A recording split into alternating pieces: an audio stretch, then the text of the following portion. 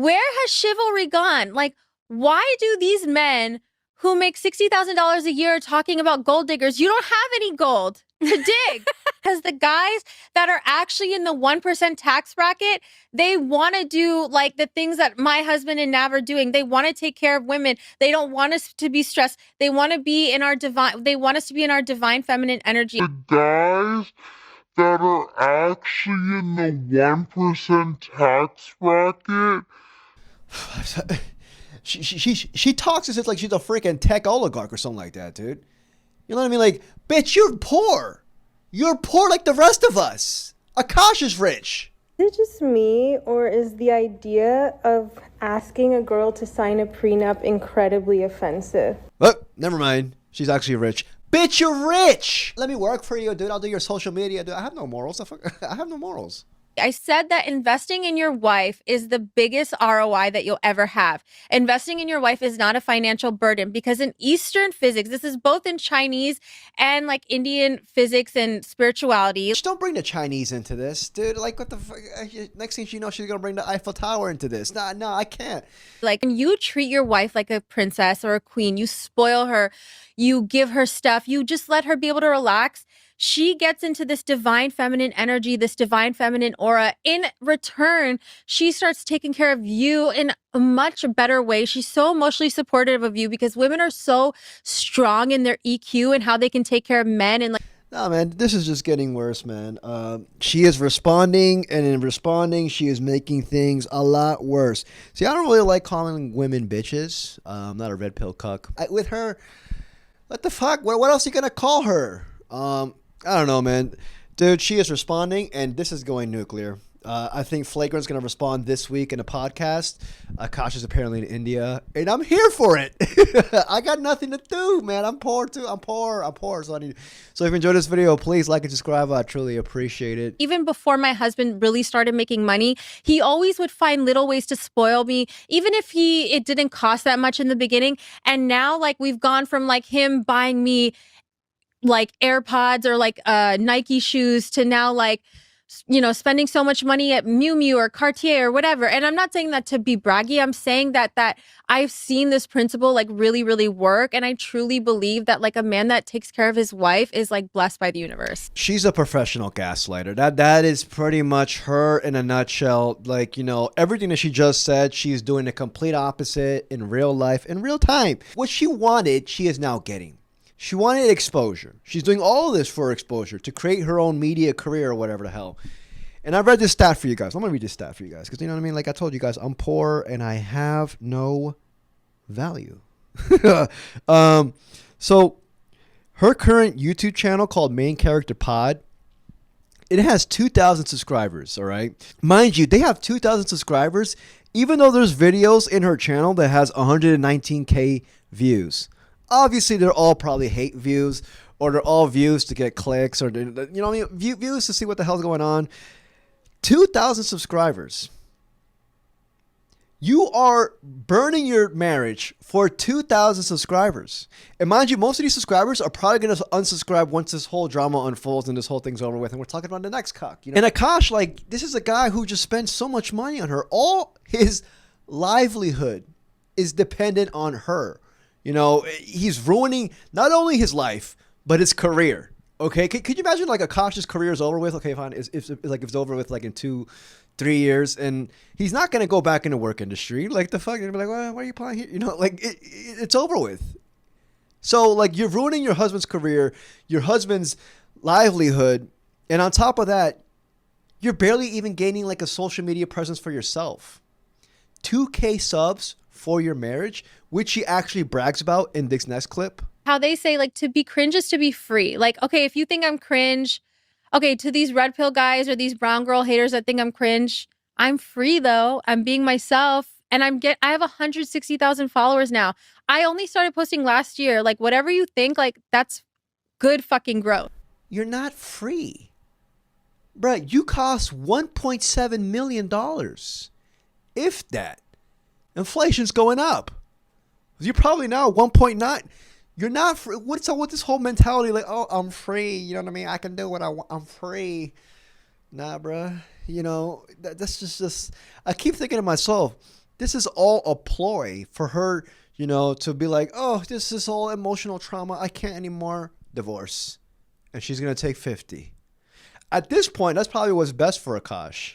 Apparently, there's a story in 2018. I'm going to sum it up. You know what I mean? I don't know their lives. I wasn't there. I wasn't a cuck. Like, you know what I mean? Like, but in 2018, Akaash was going through it financially. He got let go of MTV for his all MTV gigs that he had. Apparently, he had 4. And she apparently left him when he was down and out. Like the loyal girlfriend she is. She left him. She went to India. Akaash during that time, you know, was starting up Flagrant. You know, Andrew Schultz his career was just getting ready to burst. And then obviously Flagrant went through the roof and she came back and she's now through the roof too with him. But the reason why I'm bringing it up is because apparently that 2018 story is completely different on both ends. I'm going to show you all a clip after this, but you know, she says something completely different about 2018, and he says something completely different. But here's a recent clip of how Akaash is just emotionally distraught. And honestly, even though I'm not a fan of his, I never really liked him, I feel bad for the kid. Well, the kid. He's older than me, but you know. In there, there's people calling your wife a gold digger and a whore and all these other things. It's a shitty thing. So I'm going to tell one story that I have never even told her. Honestly, she has no idea of this story. My wife and I met in 2014. I was not making much money. I was getting $25 a night doing stand-up. I was on MTV shows that paid dog shit money. But then in 2018, I went flat fucking broke. 34 years old, I probably made $4,000 that entire year. And we couldn't even afford the living room we lived in New York City. We had to move out of that apartment and move to New Jersey. We had to stay on her friend's couch for almost a month. We were basically homeless for a month. So I could save money to move to New Jersey. And I remember the night before we went to the couch, we had to stay in our apartment illegally. We were supposed to have been out by like 12 p.m. We moved everything out, but we didn't have a place to stay, so we had to stay there that night. It was just me and her sleeping on a hardwood floor. I'm 34 years old. She's 25 years old. I'm looking at this girl like, man, you could go be with an Indian who's a doctor, like a real Indian. You're a beautiful girl. You have so much ahead of you. Me, I don't know what my life is going to be. I'm 34. I'm fucking broke. This dream might not ever happen. And I have nothing to give her. It's just a light jacket. It's like October. And we have nothing. So I hand her the jacket. And then she said, what's this for? I said, you can use that as a pillow. And then she goes, well, what are you going to use? And I said, I'll figure it out. She handed me back the jacket. She goes, you take this. And then she laid with her head on my chest and her arm around me the entire night. Because I remember thinking, I don't know if I'm going to be able to marry this girl because I'm so broken. I'm in such a bad place and it's a dark fucking time in my life. But I know I will never find a girl that loves me this much ever again. And I will never find a girl who rides for me. Coping is crazy, man. It's crazy. Like, are you in tune with the real world? I'm pretty sure Andrew Schultz, I'm pretty sure his closest friends have warned him about this. I'm pretty sure the mom should have warned him about her. You know, this is just emotionally, like, he is manipulating himself.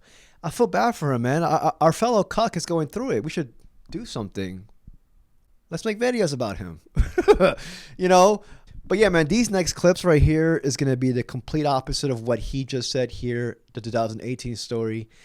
It's cringeworthy, dude. If you guys, like, have any sort of self-respect, you guys might just end this video out during these clips. I might just end this video right now. I don't have that much self-respect, but, like, I don't know, dude. Like, this is just, it's not good.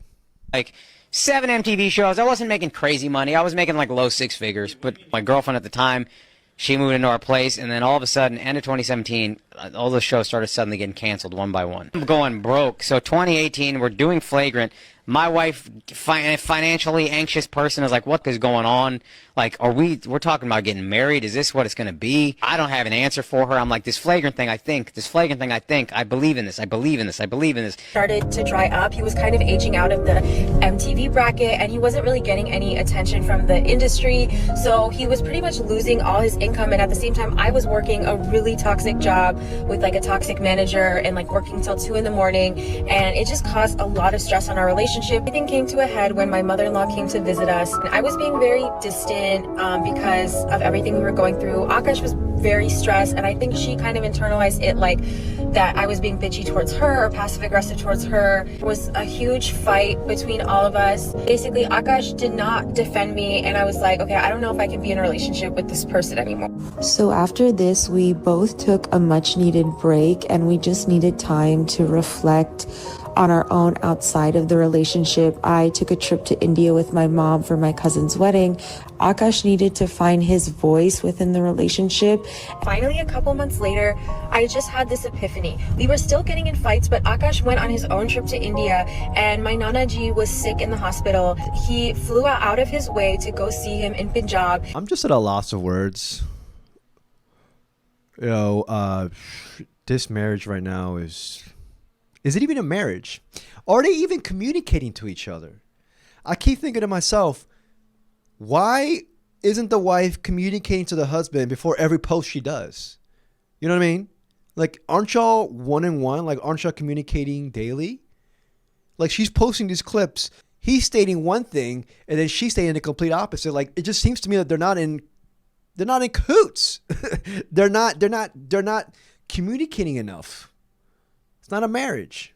She said here, I got a job. I had a job, you know what I mean? It was toxic. Like, dude, every freaking job is toxic, dude. The fuck? What do you mean?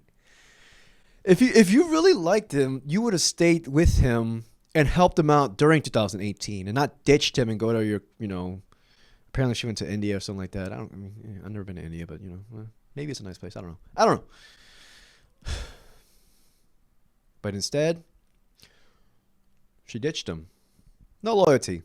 Anyways, y'all, this is a quick video on this. I figured I should let y'all know about how she finally responded, quote unquote. But it looks like Akaash is going to respond this week. Dude, the day Flagrant uploads, I'm predicting it's going to happen this week. It's going to happen this week. It's going to be Akaash, and the title is going to be addressing the Akaash Singh situation. That's all. It's going to be a solo pod, no guests, just Flagrant, all the Toy Story boys in there, you know, and it's going to be lovely. And we're all going to be cucks. We're going to be listening to this. Some of us might be taking too much pleasure into this. Okay, we're not all cucks. I keep saying that word cuck. It's just not, you know, I mean, apparently nowadays it's freaking common, but I don't know. If you enjoyed this video, please like and subscribe. I truly appreciate it. This is crazy. Peace, y'all.